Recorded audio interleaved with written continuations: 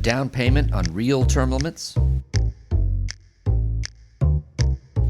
Hi, I'm Philip Blumel. Welcome to No Uncertain Terms, the official podcast of the term limits movement for the week of April 19, 2021. Your sanctuary from partisan politics. A high-profile retirement announcement in the U.S. House and a shocking, unanimous, and bipartisan committee vote in Illinois last week put the spotlight on leadership term limits. Do they matter? Or maybe a better question is, do they matter enough? Let's ask Nick Tomboulides, Executive Director of U.S. Term Limits. Hey, Nick. Let's rumble. You probably heard the news that Representative Kevin Brady, 13-term legislator from Texas, is retiring from the U.S. House. And this is after he is of the Ways and Means Committee, which is one of the most important and powerful committees in the U.S. House. What I find real interesting about it is the reasons why he gave for his retirement. What did he say? Well, he said that, among other things, because this isn't the only reason, but he said, as you may not know, because House Republicans limit committee leaders to 6-year terms, I won't be able to chair the Ways and Means Committee in the next session when Republicans win back the majority. Did that factor into the decision? Yeah, some. So term limits played a role in the retirement of this long-term, powerful congressman. What do you think? I'm going to translate that Washington speak into English. Okay.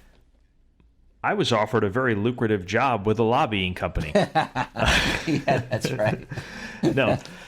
No, I'm just kidding, folks. Just kidding. Mm-hmm. That never happens. As we know, our congressmen are always on the up and up in this country. But this is interesting, and it does get at the heart of the matter on these committee term limits, because we talk about whether they're effective, we talk about the impact, and he said it's a major reason why he's retiring. So not only do these committee term limits help when a member just gets off the committee, stays in Congress, and then a newbie, or not a newbie, but someone with a fresh perspective can come in on that committee, but it also gets more congressmen to retire because they don't want to be in Congress when they don't have real power. They're just kind of sitting around like houseplants when they're not chairing these committees. Yeah. And I was looking at some numbers. The last wave you had of these chairmanship retirements, about 40% of the chairmen, Republican chairs, because the Democrats don't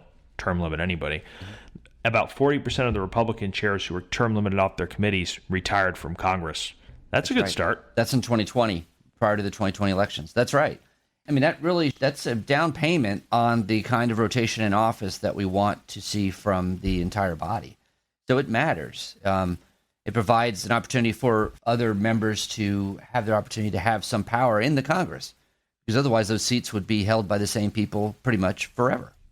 Committee chair term limits are like the Great Value brand term limits. It's a knockoff of what we're really trying to do. It's not the name brand. The name brand is the constitutional amendment that we're trying to enact. This is a knockoff. It's Great Value. It's what you order, or what you get on Wish when you order from them. But it's still somewhat effective at achieving what we're trying to do, and it's a great case study for how term limits can work, even when they're not applied that severely. That's right. You know, the Republicans are the only ones that impose House term limits on the committees in the House. But it also is a teaching moment for the Democrats who currently don't. There's a lot of Democrats, young ones in particular, who look at what the Republicans are doing and like it. You know, I remember that former Democratic caucus chair John Larson, Democrat from Connecticut, he argued that a number of people would say Republicans have struck a better formula for advancement. And advancement's the key word there. Because when you enter the House, you're so far away from the levers of power.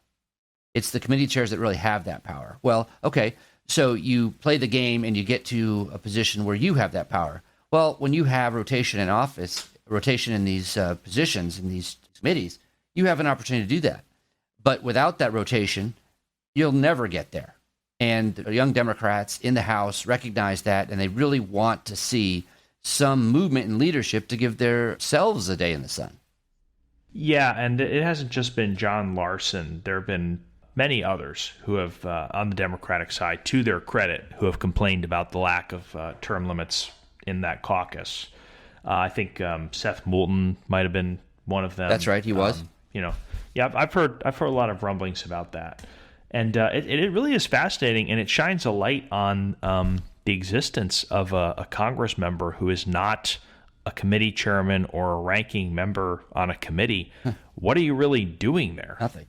You're just kind of sitting around. You're doing television interviews. You have a title. You do get to meet with your constituents, but you don't have real power unless you're part of this seniority system.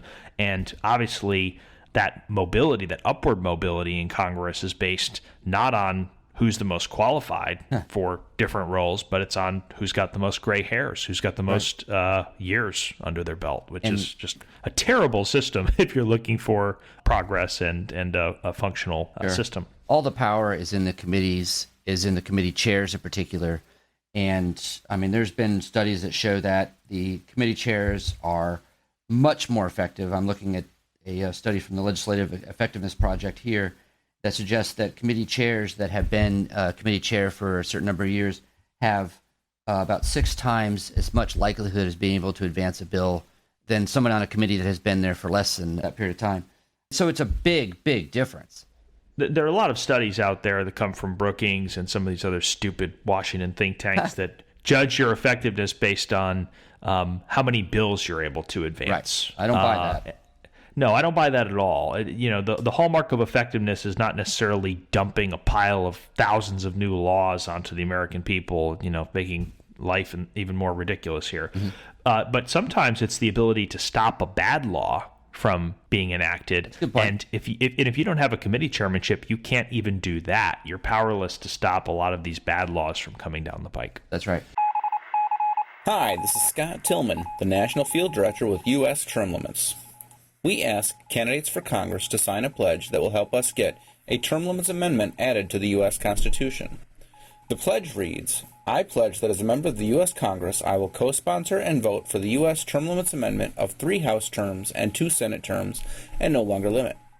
Every 2 years when a new session of Congress starts, the term limits amendment must be introduced again. The current resolution is Ralph Norman's H.J.R. 12 in the U.S. House. This week, 3 additional co-sponsors were added: Jared Golden of Maine, Jody Arrington of Texas, and Mark Green of Tennessee, bringing our total to 65 co-sponsors and sponsors in the U.S. House. At the same point last cycle, we only had 36 co-sponsors. The Senate resolution is SJR 3, introduced by Senator Cruz. Senator Bill Hagerty of Tennessee co-sponsored this week, which brings our total to 14 co-sponsors in the Senate. At this point last cycle, we only had 12. We are making significant progress. You can help by contacting your representative and asking them to sign the pledge and to co-sponsor HJR 12 or SJR 3. For more ways to help, search U.S. Term Limits on Facebook and like and follow our national page and the page for your state. This is a public service announcement. The North Carolina State House passed the Term Limits Convention resolution on St. Patrick's Day, March 17th. Crucial to this victory was North Carolina House Speaker Tim Moore, who helped push the bill through his chamber. But Moore isn't done yet. After the vote, Moore is still talking up the bill as it makes its way through the North Carolina Senate. If the North Carolina Senate follows the House's lead, North Carolina will be the 5th state to officially call for the Term Limits Convention. Here is Speaker Moore on Newsmax on April 2nd, as captured by the Newsmax Daily Podcast with Wildman Rob Carson. Let's go to Grant Stinchfield's show. He spoke to House Speaker of North Carolina, Tim Moore, about the possibility of convention of states because of overreaching federal government. Conservatives have been talking about this since the campaign, since Joe Biden won the election. Here he is. My biggest fear about something like this is, all right, we get the convention, and then you get the radical left coming in and offering up all kinds of wild amendments. Well, this particular resolution that we passed, that so many other states have passed, is very narrowly drafted so that the only issue that can be taken up at that convention would be, in fact, term limits. It's time for the states to fight back against dictatorial rule, and that's what's happening with 56 executive orders and a Capitol surrounded by thousands of National Guard troops and razor ribbon. You know, and it's no accident that states are having to take the lead on this, because it's actually one of the few priorities that were in the Contract for America from 1994 that were not ultimately decided. So we are being ruled against our will. Very proud of the fact that our state House of Representatives passed this a couple of weeks ago. It now is over in the state Senate. And what it would do, of course, if the 34 states joined in, would be to call for the Constitutional Convention for the only purpose of establishing term limits. And I firmly believe that is something that we need in Congress. So I agree with that completely. Here's a little bit more, Tim Moore, about term limits. We got big problems without term limits, don't we? You know, we really do right now. And you can just look and see the encroachment that the federal government is attempting to do right now with this. And you've covered this very well with just how far they're looking to go on House Resolution 1 to essentially try to hijack the states when it comes to administering the elections. Many of the other things that the federal government's doing, just printing money and spending debt that our children and grandchildren will be paying. And I think many Americans have decided enough is enough. The time is right. We are at our wits' end for a lot of reforms, and one of those, and our patience, is certainly term limits. And so this resolution passed by a majority in our state House. It's now in the Senate, and my hope is that 34 states total will pass this resolution. We can have this constitutional convention, and it will also give a chance for the states to assert some authority. It's time to do that. The Democratic leadership is so much older than the Republican leadership in the House, because the Republican leadership retire when they basically term out of their positions on committees.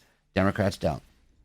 I think the last time we looked at that, we found the average life tenure in Congress of a Democrat who had a gavel on one of the most powerful committees, like Ways and Means, was around 25 years. That's right. Now, there's interesting news down from the states on the subject, too. In fact, it's just a committee vote, but it's pretty significant when you hear about where it occurred and why. But in the state of Illinois, of all places, there was a committee vote held last week, unanimous and bipartisan, calling for term limits on the major leadership positions in the Illinois House. At this point, I would trust a term limits bill coming out of North Korea or Uganda or Cuba more than I would Illinois after the Michael Madigan 37-year reign of terror as the speaker there. Right. But, you know, it's a good start, obviously. It is. I mean, this is a state that has totally shut down calls for term limits, which have been noisier than just about any other state, because the level of corruption has been so high. The number of people in top positions, including the former House Speaker, Michael Madigan, who is now likely to go to prison, or certainly his Confederates are going to, for this massive corruption scandal after he's had that position for 37 years. And so the fact that a term limits bill could make any advancement there, and particularly on a bipartisan, unanimous basis, it's newsworthy, at least to me. It is. And the limit they're suggesting is 10 years, right? Well, that's correct. It's 10 years, but it's on the House Speaker, the Senate President, and the two minority leaders in each chamber. So it's basically the top dogs. Again, it's a start. I will say this. Florida, which is the most well-run state in the country, is a leader in fiscal health, has a limit on the speaker of only 2 years, and that seems to work pretty well. So I think even 10 is too long. But it's a step in the right direction. That's right. It's notable, really, because of the place, being Illinois, because this is a place where the people are clamoring for this, and the environment is so ripe for it. So we shouldn't let this opportunity get by. And when they have to do it, they need to do it in such a way that the speaker himself does not have discretion to simply erase the limit at the end of the 10-year period. That's what we saw in Massachusetts, where the speaker, Bob DeLeo, many years ago, imposed a term limit on himself. And then once he hit the limit, legally, he was able to say, I don't feel like leaving. And he just stuck around for another 6 years or whatever. So you got to make sure that doesn't happen here. No, that's right. Well, this legislation is still being formed. It just passed its first committee, and we'll see where it goes from here. But I thought it was noteworthy bringing up, particularly in the discussion of leadership term limits.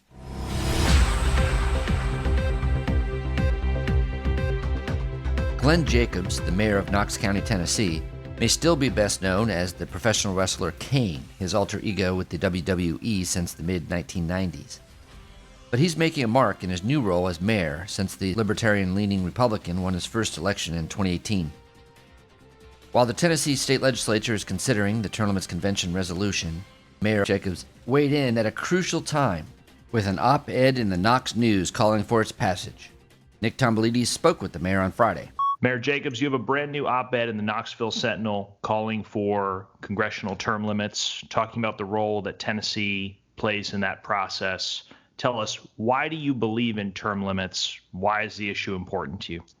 Well, when we consider the intent of the founders when they established the federal government and Congress, it was to have citizen legislators. And those are people that would still be part of their community and represent folks at the federal level. I think that we can all agree at this point that has been completely lost. And there are way too many career politicians in Washington, D.C. So anything that we can do to really burst the D.C. bubble. I mean, if you've ever been to D.C., it almost feels like there's this bubble that surrounds the place, and they're inside it, and we're all on the outside, and it's actually kind of an eerie feeling to be there. So the issue is, I think a lot of times folks get there and, they want to do some good stuff, and then they kind of get frustrated, and then they get comfortable, and then next thing you know, they're just there. And, we really need to give other people an opportunity to serve in Congress. And when we look at things like the incumbency victory rate, some folks will say that elections are term limits, and certainly there's an argument being made there.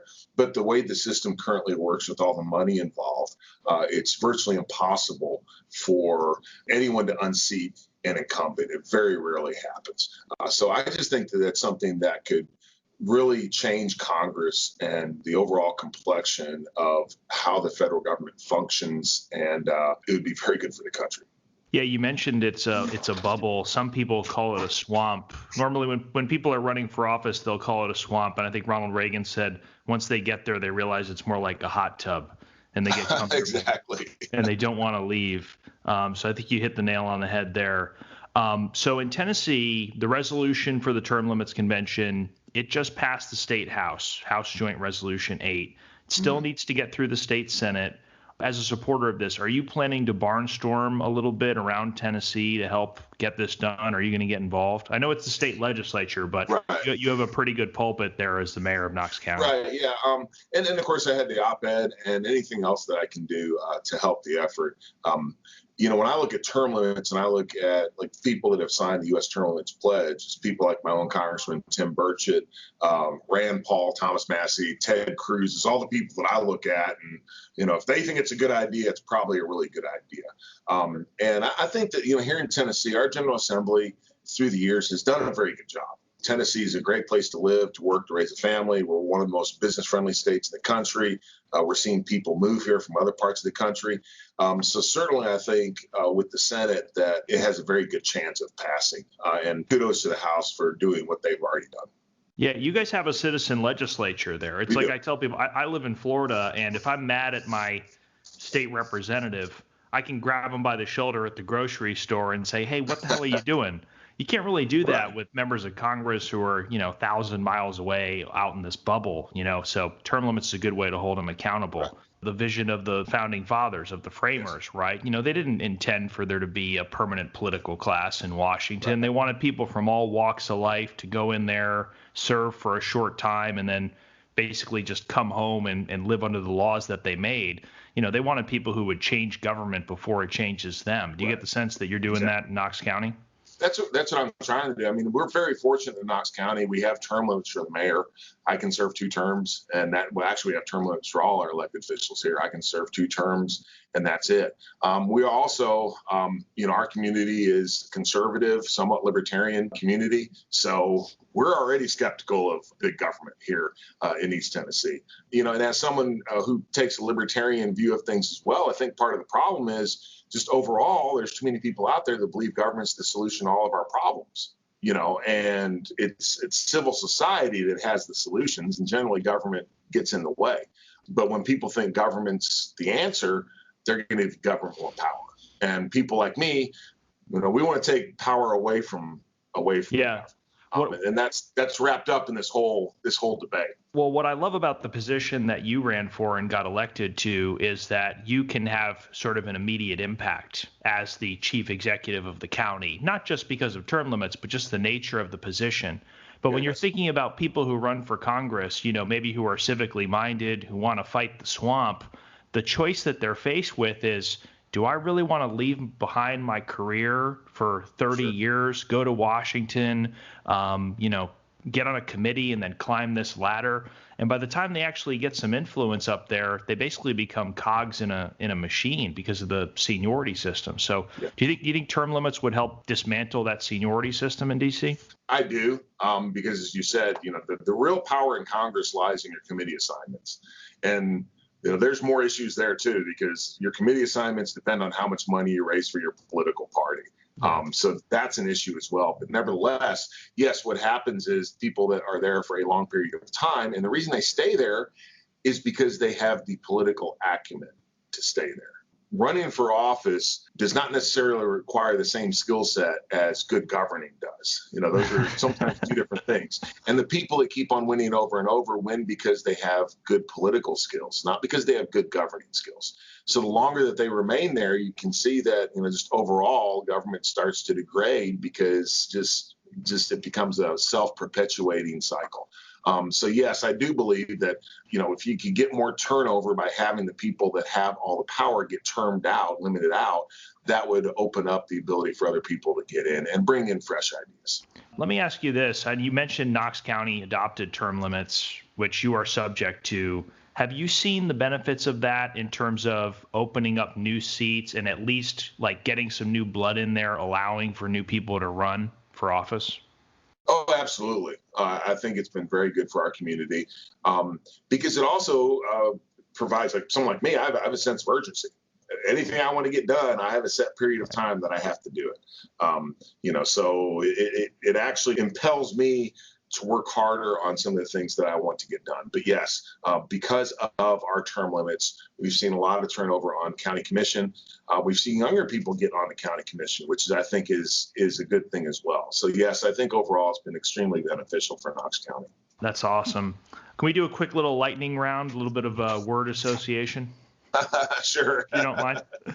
All right. Sure. Nancy Pelosi. What's the first thing that comes to mind? I have a lot of words, none of them good. Can you say any of those words on a podcast, on a family-friendly podcast? I think that Nancy Pelosi is the epitome of why we need term limits. Washington lobbyists.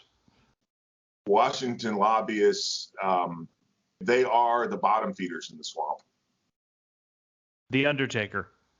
The Undertaker is way too cool to be mentioned in the same lightning round as Nancy Pelosi, trust me. So.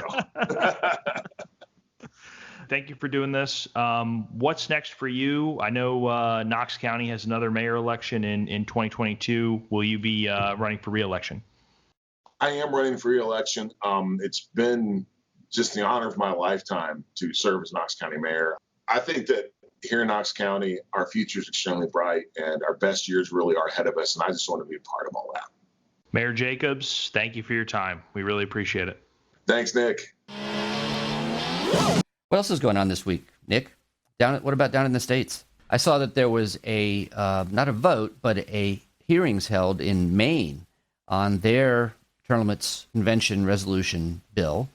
And, I don't know where that's going to go in Maine right now, but there was a superstar politician in Maine who just came out for term limits this last week in a very big way. Yeah, that would be Congressman Jared Golden, who is a Democrat representing Maine's 2nd congressional district. He announced basically out of nowhere that he supports term limits for Congress, and he got on the U.S. Term Limits Amendment, HJR 12. It is now a bipartisan bill with his support. There are 2 other Democrats who've also signed the USTL pledge, Ann Kirkpatrick from Arizona and Lori Trahan from Massachusetts. It's a testament to the power of the issue. Golden is in not only one of the largest congressional districts in the country, but geographically, but also one of the most competitive districts. And so I'm sure that he and his team have been taking the temperature of the voters as of late, and they have sensed that there is an appetite for term limits, and that's a big part of the reason why they got on board. Do you think that that move might have some effect on the Maine state legislators that are considering the term limits convention bill? I mean, do you think it can trickle down that way? I hope so. The Maine legislature has a weird rule where a convention bill has to pass with a 2/3 majority. That makes it extra hard. So we have two priorities in Maine. Get that rule repealed, and then number two, get a vote and pass. It's been the Democratic Party that's historically in Maine has blocked the term limits convention. Maybe Jared Golden's embracing of this could open that door and get us some more Democratic support in the State House. It remains to be seen, but again, it's a very positive development. Well, we'll see. Thank you, Jared, for that bold move last week. Thanks for joining us for another episode of No Uncertain Terms. The term limits convention bills are moving through the state legislatures. This could be a breakthrough year for the term limits movement. To check on the status of the term limits convention resolution in your state, go to termlimits.com/takeaction. There, you will see if it has been introduced and where it stands in the committee process on its way to the floor vote. If there's action to take, you'll see a Take Action button by your state. Click it. This will give you the opportunity to send a message to the most relevant legislators, urging them to support the legislation. They have to know you're watching. That's termlimits.com/takeaction. If your state has already passed the term limits convention resolution, or the bill's not been introduced in your state, you can still help. Please consider making a contribution to U.S. term limits. It is our aim to hit the reset button on the U.S. Congress, and you can help. Go to termlimits.com/donate. termlimits.com/donate. Thanks. We'll be back next week. The revolution isn't being televised. Fortunately, you have the No Uncertain Terms podcast.